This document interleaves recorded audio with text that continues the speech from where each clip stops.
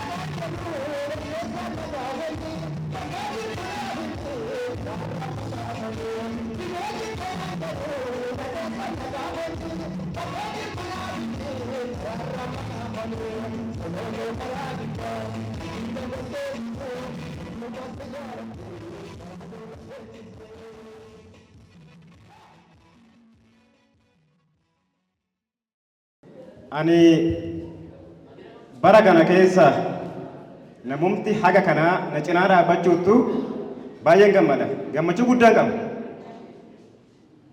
Namni waan isa bira gahe, waan argate, waan isa cinaa gahe galateeffachaa rakkoo jiruu fi hanqina jiru walitti machaa yoo deemne wayya kan of biraa qabanis xiqqeessaa osoo hin taane kan of biraa qaban baay'isaa kabaja guddaa kennaa fi hanqina qabnu immoo walitti maatii yoo deemne baay'ee gaariidha waan ta'eef galatoomaa baga nagaan dhuftanii isinan jaaladhaa isinin jechuu barbaada. Kanatti aansuudhaan kabajamtoonni godina keenya Salaalee irraa kallattii aanaalee garaagaraatirraa lamas nama 10 nama 100 taatanii dhuftan hiriyoonni kiyya kallattii garaagaraatirraa baasii keessan baastanii yeroo keessan aarsaa gootanii fedhii fi guddina aartirraa qabdanirraan kan ka'e iddoo kanatti argamuu keessaniif baay'ee na gammachiistanii ammas irra deebi'ee galatooma isin jechuu barbaade.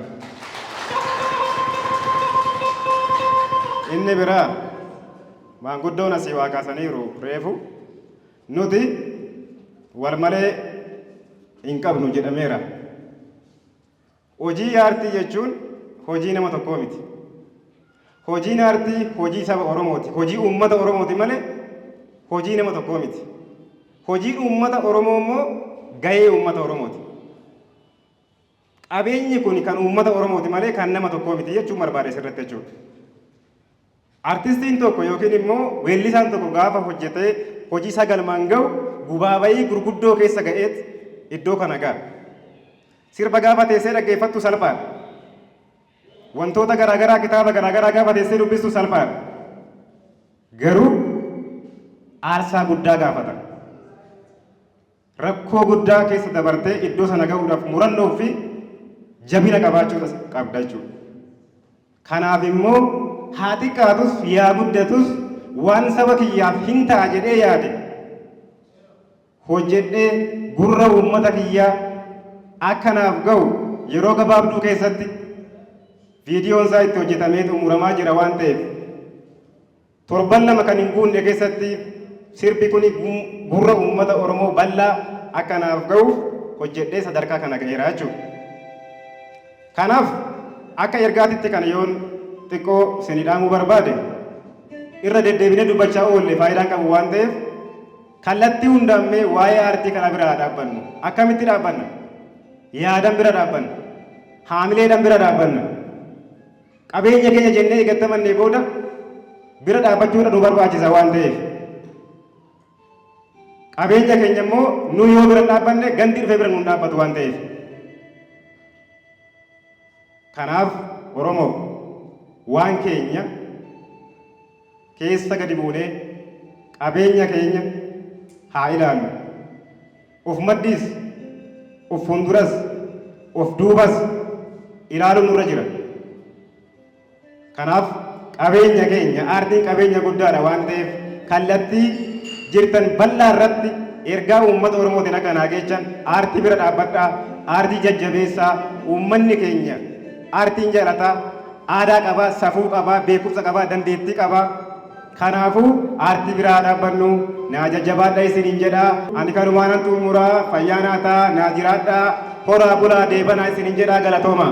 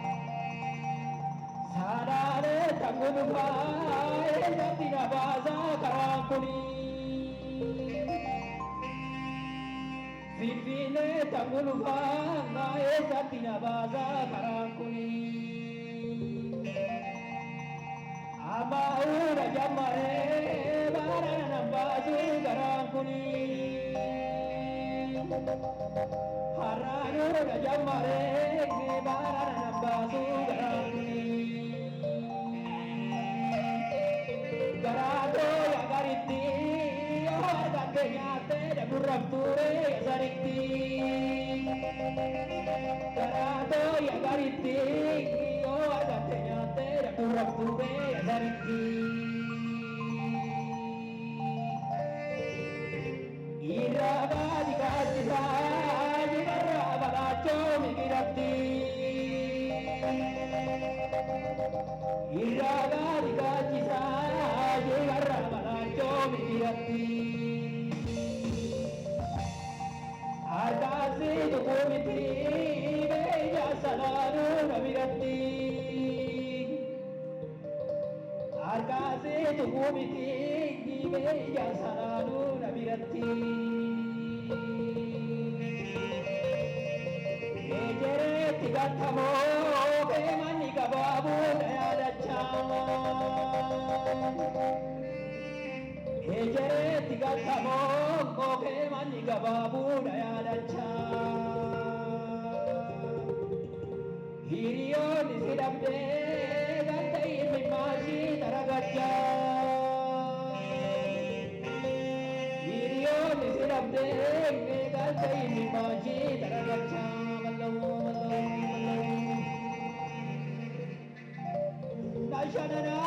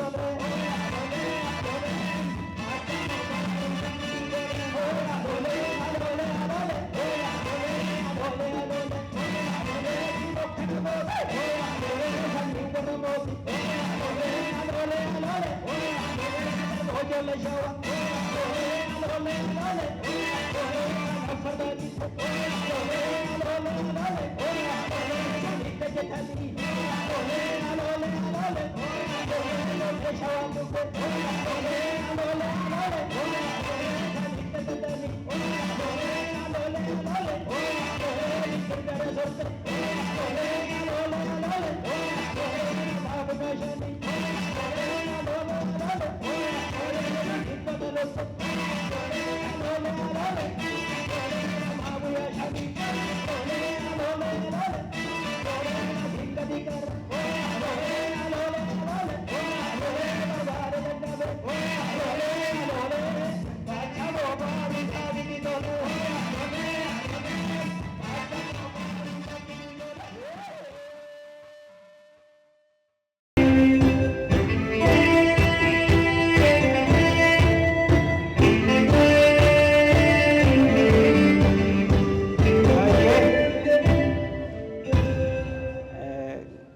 galatoomaa ulfaadhaa haasaa ofii miti anan sitti ba'e obboleessi kiyyas abbaan keenyas obbo Mangistuu Dasitaa kaasaniiru waanuma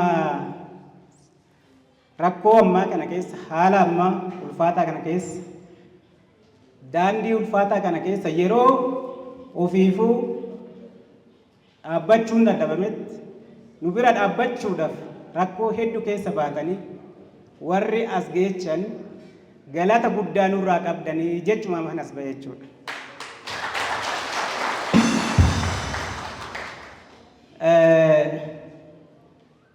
Abbootiin keenya yookiin Oromoo waa malee dubbii qolaa yookiin mammaas kanaa ta'u bineensi loon isaa yookiin korma isaa adda babaasee nyaataa ture jechuudha. Korma adda babaasaa gaafa nyaatu isa dhumaatti kormi tokkichi faccisee lolatee harkaa ba'ee mooraa warra isaatitti gale. Bineensi dhuma ari'u. Gaafa kana gaafa kormi kuni oddoo warraa seenu har'as galata naan galchitanii warra haadha nyaatu jedheen bineensi ari'ee dadhabee bara. Kormi harkaa ba'ee qa'ee maatii isaatitti galee waan nyaachuu dadhabeef akka galataatitti ilaalee jechuudha har'as galata naan galchitanii jedheen. Ammas maal jechuun barbaade mortuu sharranyaa miqqaanyaan tokko tokko taatee tokko malee gocha tokko malee warri nu nyaachuudhaaf qarreffaa tolfataa turanii harkaa baanee uummata keenya uummata qaroo dhaloota qubee abbootii keenya fi obbolaa keenya harka keenyarraa mooratti galleerraa dhaloota qubee harka keenyarraa kanaachoo maan ta'an waan taaneef warri dhuftanii immoo akkamitti jirtan jalaa baataniirtu maal keessa jirtan har'as bineensuma san harka jirtan moo maaliin jirtanii rakkoo keessa baatanii dhuftanii nu cinaa dhaabbattan galatoomaa galata guddaa argadha jechuun barbaada.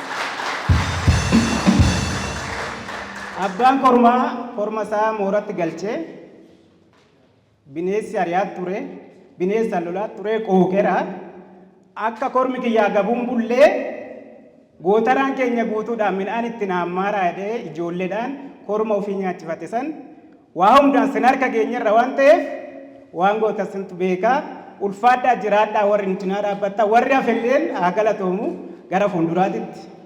Maaliif aartiin jabina uummataati malee jabina nama dhuunfatii miti. Uummatatu jabeessa fedhii keessa namni fedhii qabaa fedhii keessa namaa kan baasu fedhii aartii buqqisee kan baasu saba uummaticha waan ta'eef uummanni keenya aartii cinaa dhaabbattanii walakka jajjabeessitanii fi warri dhuftanii immoo numaddii dhaabbattan ammallee irra deebi'ee galatoomaa asumarratti xumuraa ulfaadhaa.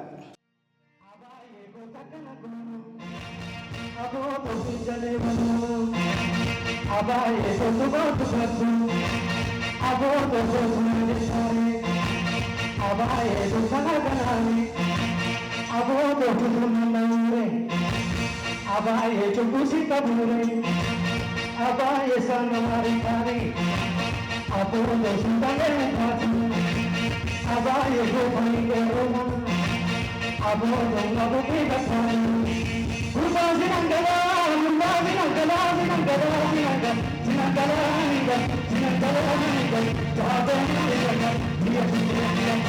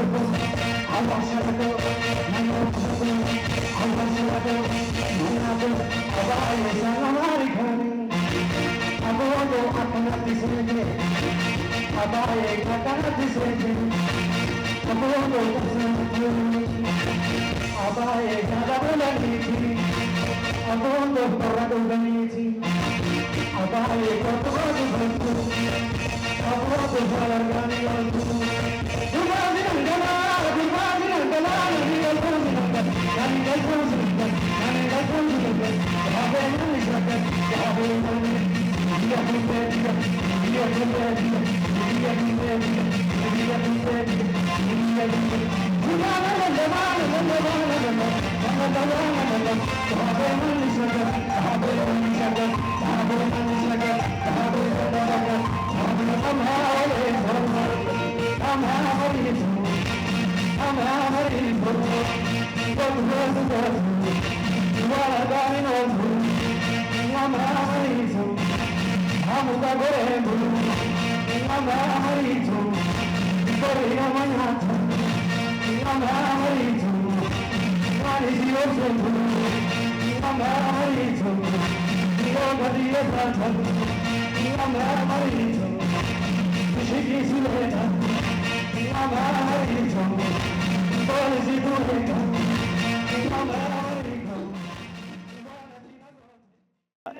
Ani hojii kana akkittiin eegee bifuma miidhagaan akkuma ifaajee koo xaarii koo yookaan immoo fedhiin aartiidhaa qaburraan kan ka'e uummata koo dubbisee uummanni koo akka bira dhaabbatanii aartii kanaaf jajjabina kennan uummata kiyya kallattii garaa garaatiin dubbiseen ture. Haa ta'u uummanni kunis immoo waamicha kootii fi jaalala koo dhaga'anii iddoo kanatti argamanii haamileedhaa fi gammachuu koo waan qoodataniif isaaniifis uummata kanaafis galatan galchaa jechuudha. Aartii jechuun kan uummataati jennee kaasne irra duras kaasne turre aartiin jajjabina barbaada, uummata barbaada. Aartiin kun immoo kan nama tokko kan nama dhuunfaa osoo hin taane kan uummata Oromoo bal'aati waan ta'eef uummanni Oromoo bal'aan immoo qabeenya kiyya jedhee aartii duuba yeroo kamiyyuu dhaabbachaa ture har'as immoo dhaabbachaa jira. Ammallee gara fuulduraatti uummanni Oromoo aartii maddii akka dhaabbatan asumaanuu dhaamsa dabarsaati. Asiin dura albama yookiin immoo sirba qabdaa waan naan jetteef 2002 sirba 5 naxalaa zeemaa otoo hin taane sirba 5 lamaan taanee hojjennee kan jiru hin jira.